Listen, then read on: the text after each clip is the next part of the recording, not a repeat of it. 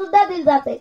हे का बरं दिलं जाते? आता थंडीचे दिवस सुरू झाले की आपण स्वेटर मफलर अंगावर घेतो, गोधडी अंगावर घेतो. तसं त्या नरकामध्ये एवढी थंडी असते, बर्फापेक्षाही तिथे गाठा जास्त असतो. आणि त्या गाठ्यापासून, त्या बर्फापासून, त्या थंडीपासून आपल्या आईवडिलांचा बचाव व्हावा म्हणून ब्राह्मणबुवा दशकीच्या दिवशी आपल्याकडून कंबलदान सुद्धा करून घेतात. त्याच्यानंतर वस्त्रदान सुद्धा दिलं जातं. आता तुम्ही बसलेले आहेत, मी तुमच्या पुढे बसलेलो आहे, आपण अंगावरती चांगले कपडे घातलेले आहेत.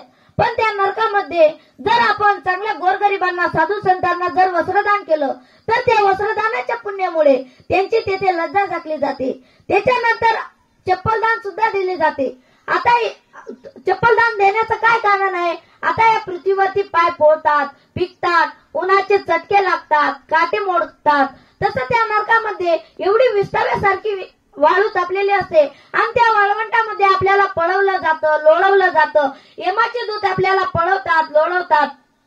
जगद्गुरु तुकोबराय नाटाच्या अभंगामध्ये सांगतात, तान भूक ना सव्वे वेळ, तो किती राखीतो एक काळ, पिंड पाळून केसा शिथिळ, तप्त ज्वाळ लोळवती. म्हणजे तुमच्या गावामध्ये बाजार भरतो का? हो, आज बाजाराचा दिवस आहे नाही का? तुमच्या गावामध्ये बाजार भरतो. त्या बाजारातील लोक फुटाणे वगैरे तयार करत असतील. तुम्ही पाहिलं का किती तापलेली असते ती वाळू? ती वाळू नाही राहत, ते मीठ असतं. ते मीठ जितकं तापलेलं असतं त्याच्या हजारो पटीने वाळवंट तापलेलं असतं. तुम्ही केव्हा निरीक्षण केलं का? त्या वाळूमध्ये आपण हरभरे टाकले की फुटाणे तयार होतात, तांदूळ टाकले की मुरमुरे तयार होतात, मका टाकला की लाया तयार होतात. इतकं तापलेलं असतं ते मीठ. आणि ते मीठ जितकं तापलेलं असतं त्याच्या हजारो पटीने ते वाळवंट तापलेलं असतं.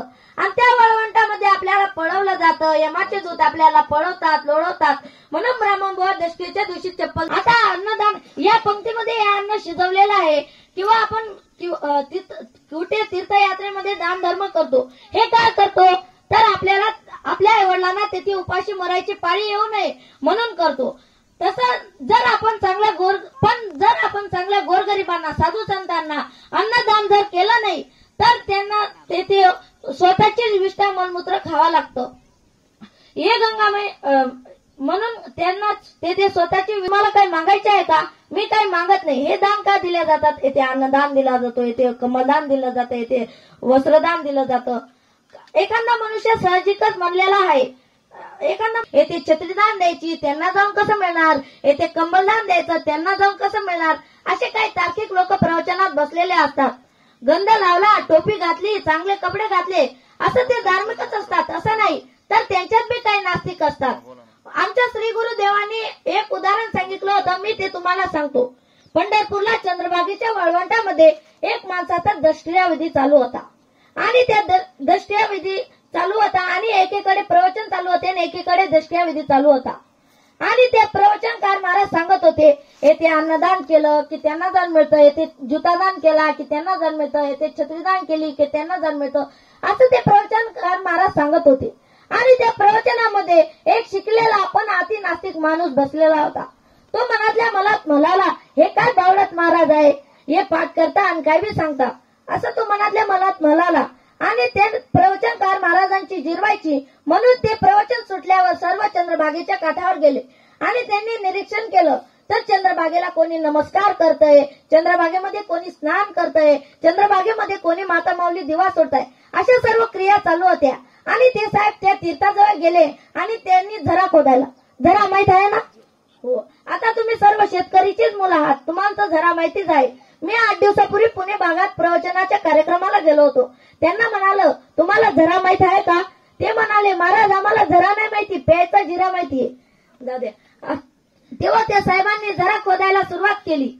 तेव्हा असे वयोवृद्ध बाबा त्या साहेबाजवळ गेले आणि म्हणाले, हो हे काय करताय, असं काय वेड्यासारखं पाणी उपसतायत, त्या गढूळ झालेलं पाणी थोडं स्वच्छ होऊ द्या, त्या झऱ्यातलं पाणी थोडं स्वच्छ होऊ द्या, मग प्या ना ते पाणी, असं काय वेड्यासारखं पाणी उपसतायत. तेव्हा त्या साहेबांनी सांगितलं, हो म्हणे मी असं वेड्यासारखं पाणी नाही उपसत म्हटले, मी माझ्या ऊसांना पाणी देतोय. तेव्हा ते बाबा म्हणाले, तुमचा ऊस इथून किती लांब आहे? साहेब म्हणाले, माझा ऊस इथून चंद्रभागेच्या काठावरून 5 किलोमीटरवर आहे. बाबा म्हणाले, तुमचा ऊस इथून जर 5 किलोमीटर आहे तर त्या चंद्रभागेमध्ये पाणबुडी टाका, पाईपलाईन दाबून द्या, मग तुमच्या ऊसांना पाणी द्या ना, असं काय वेड्यासारखं पाणी उपसताय. तेव्हा त्या साहेबांनी सांगितलं, म्हणे मी असं पाणी नाही उपसत, म्हणून म्हणे माझ्या 5 किलोमीटरवर उसांना पाणी जाऊ शकत नाही. मग तुमचा बाप स्वर्गामध्ये गेला की नरकामध्ये गेला की पाताळात गेला हे तुम्हाला कसं काय कळणार? ते दोघे एकाच गावाचे होते. तेव्हा ते बाबा त्यांना म्हणाले, साहेब तुमचा मुलगा काय करतोय, काय शिकतोय? तेव्हा साहेब म्हणाले, काही नाही, अमेरिकेला शिकतोय, इंजिनिअरिंगचं काम करतोय.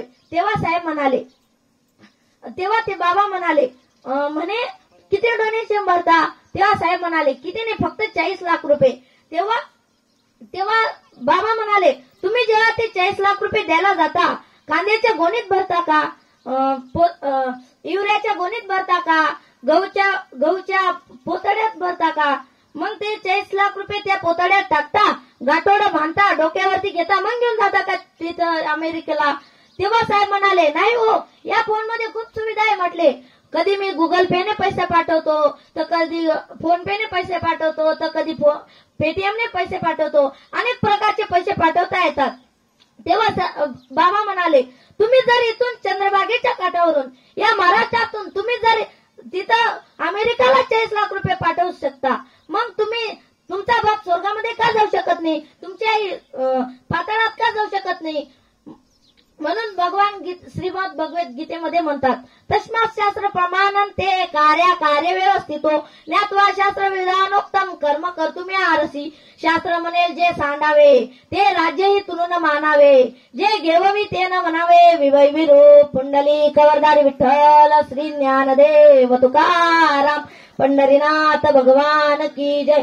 माऊली ज्ञानेश्वर महाराज की जय. जगद्गुरु तुकाराम महाराज की जय. आता याच्या पुढे महाराज बोलतील.